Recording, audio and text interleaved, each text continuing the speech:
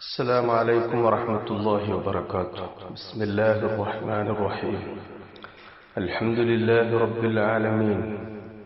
اللهم صل على سيدنا محمد وعلى آل سيدنا ومولانا محمد. وقال رشيد بن رميل العنبري العنزي.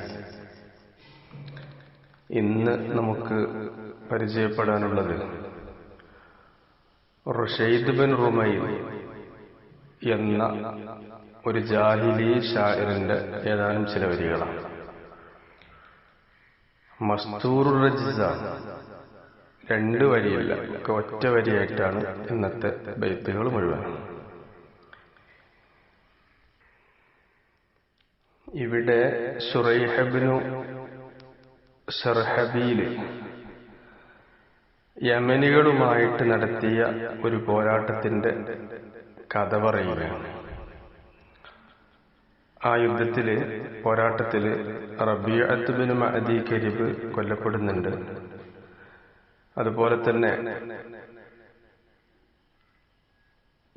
ഖൈസിന്റെ മകള്,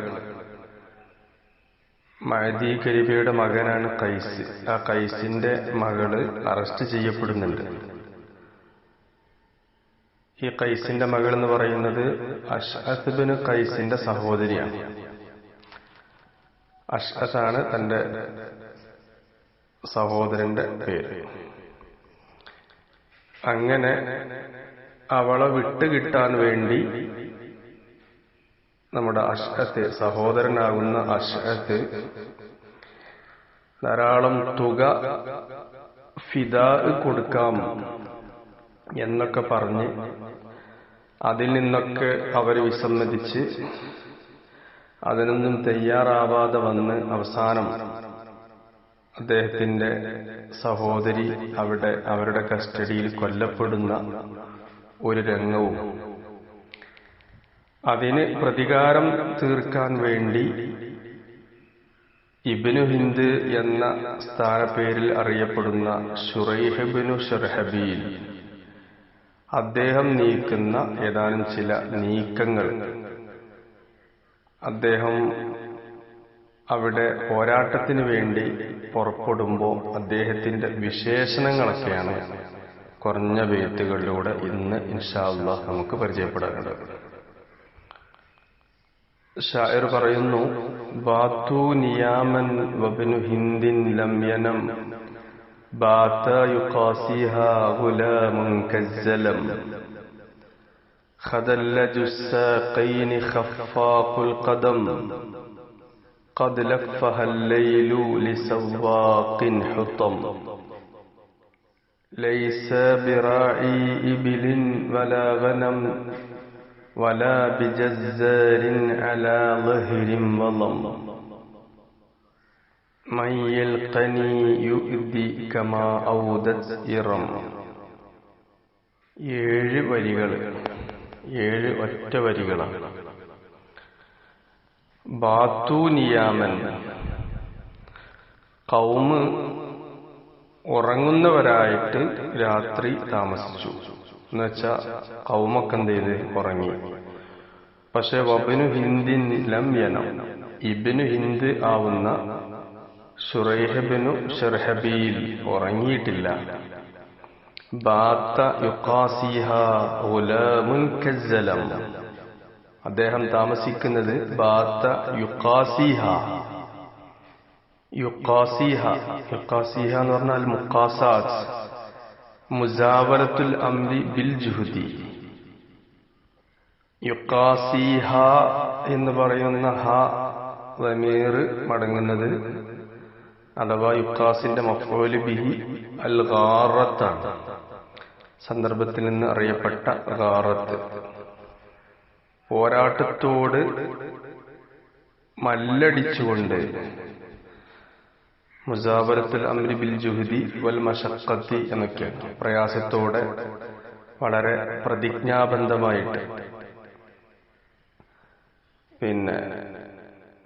ബുദ്ധിമുട്ടും പ്രയാസവും ഒക്കെ കടിച്ചു പിടിച്ച് നല്ല പ്രതിജ്ഞാബദ്ധമായി പോരിട്ട് ഇറങ്ങണം പോരിന് പോവണം എന്ന ആ കണക്കുകൂട്ടലുമായിട്ട് നമ്മുടെ ഇബ്നു ഹിന്ദ് ശുറൈഹ് ഇബ്നു ശർഹബീൽ താമസിച്ചു. ഗുലാമുൻ കസ്സലം, നമ്മൾ പറഞ്ഞു ഷാഇർ ജാഹിലിയാണ്, അതുകൊണ്ട് അതിലേക്ക് ഒരു സൂചനയാണ്. ഗുലാമുൻ കസ്സലം, സലം അസ്ലാം. സലം എന്ന് പറഞ്ഞാൽ രീശില്ലാത്ത അമ്പ്, അഥവാ ജാഹിലിയ സമ്പ്രദായം അനുസരിച്ച്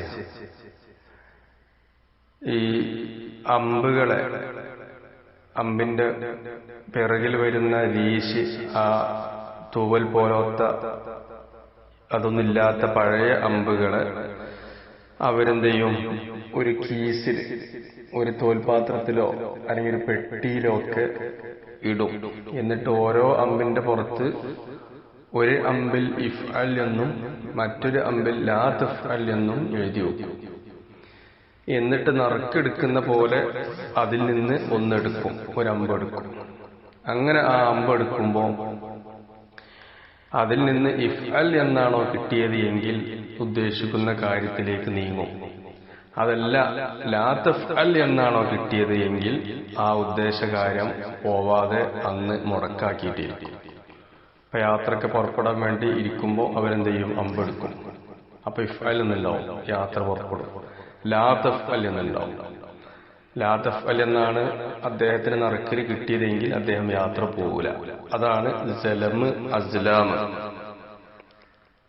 ചൂതാട്ടത്തെക്കുറിച്ച് ഖുർആൻ പറയുന്നിടത്ത് ആ വിഷയം പ്രതിപാദിക്കുന്നുണ്ടല്ലോ. ഇവിടെ ഇത് പറയാനുള്ള കാരണം എന്താ? ഗുലാമുൻ കസ്സലം. അങ്ങനെ ആ പോരാട്ടത്തിന് ഒരുങ്ങിയിട്ട് ഇരിക്കുന്നത് ഏതുപോലെ ഗുലാമുൻ കസ്സലം, ഒരു തജറുദ്, ആ വിഷയത്തിലേക്ക് ഒരുങ്ങി പുറപ്പെട്ട് ഇസ്തിഖാമത്ത്, ആ ഇസ്തിഖാമത്തിന്റെ രീതിയിൽ ഇനിയിപ്പോ നറുക്കെടുക്കാനേ ബാക്കിയുള്ളൂ, എടുത്താ ഉടനെ പുറപ്പെടും എന്ന രീതിയിൽ അതിനുവേണ്ടി ഒഴിഞ്ഞിരിക്കുന്ന ഒരു കുട്ടിയെ പോലെ ഇദ്ദേഹം ഉറക്കം ഒഴിവാക്കി എങ്ങനെയൊക്കെയാണ് പോരാട്ടം നടത്തേണ്ടത്, എവിടുന്ന് തുടങ്ങണം, എന്തൊക്കെ കാര്യങ്ങളാണ് അതിൽ ഉണ്ടാവേണ്ടത് എന്നൊക്കെ വരച്ച് അദ്ദേഹത്തിന്റെ മനസ്സിൽ ഇങ്ങനെ കൊണ്ടുവന്ന് അദ്ദേഹം ഉറക്കം ഒഴിവാക്കി ഇരിക്കുന്ന ഒരു രംഗം അദ്ദേഹം വിശദീകരിക്കുക. എന്നിട്ട് അദ്ദേഹം പറയാന്ന്, ആ കുട്ടിന്റെ വസ്ഫ്, കുട്ടി എന്ന് പറയുന്നത് തന്നെ സൂചിപ്പിച്ചിട്ട് പറയാണ്, ഖദല്ലജു സാഖൈനി ഖഫാഖുൽ ഖദം. ശുറൈഹ് ഇബ്നു ശർഹബീലിനെ പറ്റി പറയാണ്. അങ്ങനെ നേരത്തെ നമ്മൾ പറഞ്ഞു, ആ പോരാട്ടത്തിൽ, യമനികളുമായി നടന്ന പോരാട്ടത്തിൽ കൊല്ലപ്പെട്ടത്, അതേപോലെ തന്നെ ബന്ദിയാക്കിയതൊക്കെ. അപ്പൊ അതിന് പ്രതികാരം ചോദിക്കുകയാണല്ലോ. അപ്പൊ ആ ശുറൈഹ് ഇബ്നു ശർഹബീലിനെ കുറിച്ച് പറയണത് ഖദല്ലജു സാഖൈനി. ഖദല്ലജു സാഖൈനി എന്ന് പറഞ്ഞാൽ സാഖൈനി നിറഞ്ഞ, കണങ്കാല് നല്ല അരിയിലായിട്ടുള്ള എന്നാണ്. എന്നുവെച്ചാല് ദീർഘമായ യാത്ര നടത്താൻ പറ്റുന്നത് എന്നർത്ഥം. ഖഫാഖുൽ ഖദം, ഖാഫിഖിന്റെ മുബാലഗത്താണല്ലോ ഖഫാഖ്. ഖഫഖ എന്ന് പറഞ്ഞ അർത്ഥം എന്താ? ഇൽതറബ എന്നാണ്. അപ്പൊ സ്പീഡിൽ പോകാൻ പറ്റുന്നത് എന്ന്. ഇൽതറബ എന്ന് പറഞ്ഞാൽ ഒരു സ്ഥലത്ത് മാത്രം നിൽക്കുന്നല്ലോ, ഇവിടെയും അവിടെയും എവിടെയും സഞ്ചരിക്കാൻ പറ്റുന്നത് അർത്ഥം. സരീഉൽ ഖത്വാണ് അതുകൊണ്ട് ഉദ്ദേശിക്കുന്നത്. ഖദ് ലഫഹൽ ലൈലു ലിസവാഖിൻ ഹുത്തം. ലഫ യലുഫു, നസറ യൻസുറു ബാബ്, ജമഅ എന്നാണ് അർത്ഥം. അവിടെയും അവിടെ ലമീർ ഗാറത്തിലേക്ക് മടങ്ങുന്നത്. ലിസവാഖിൻ, സായിഖിന്റെ മുബാലഗത്താണല്ലോ സവാഖ്. സാക്കൽ ഇബില എന്ന് പറഞ്ഞാൽ തറദഹ, കുതിരയെ ഓടിക്കുക. അപ്പോ ഖദ് ലഫഹൽ ലൈലു, രാത്രി ഒരുമിച്ച് കൂട്ടിയിരിക്കുന്നു. ലഫഹ, ഖദ് ലഫഹ എന്ന് പറഞ്ഞാൽ ആ പോരാട്ടത്തെ ഒരുമിച്ച് കൂട്ടിയിരിക്കുന്നു. അല്ലൈലു രാത്രി, ലിസവാഖിൻ കുതിരയെ ഓടിപ്പിക്കുന്ന പടയാളികളെ, ഹുത്തം എന്ന് പറഞ്ഞാൽ എതിരിൽ വരുന്ന ആളുകളെ മുറിക്കുന്ന പടയാളികൾ, നേരിടുന്ന, എതിർക്കുന്ന, മുറിക്കുന്ന, പരാജയപ്പെടുത്തുന്ന പടയാളികളെ ഒരുമിച്ച് കൂട്ടുന്ന രാത്രി. അപ്പൊ അദ്ദേഹത്തിന്റെ വസ്ഫ് പറയാണ്, എന്ത്, രണ്ട് സാക്കും നല്ല മുംതലി ഉസ്സാഖൈനി, സാക്ക് നല്ല വീതിയുള്ള, എന്നുവെച്ചാൽ ദീർഘമായിട്ട് യാത്ര ചെയ്യാൻ പറ്റുന്ന, അതേപോലെ തന്നെ ശക്തിയിൽ സഞ്ചരിക്കുന്ന, എന്നുവെച്ചാൽ ഒരു സ്ഥലത്ത് മാത്രം നിലയുറക്കാതെ പലയിടത്തേക്കും അനായാസം സഞ്ചരിക്കാൻ പറ്റുന്ന, അതേപോലെ തന്നെ എതിരിൽ വരുന്ന എല്ലാ കാര്യങ്ങളെയും ഛേദിക്കുന്ന, മുറിച്ചു കളയുന്ന, പരാജയപ്പെടുത്തുന്ന കുതിരപ്പടയാളികളെ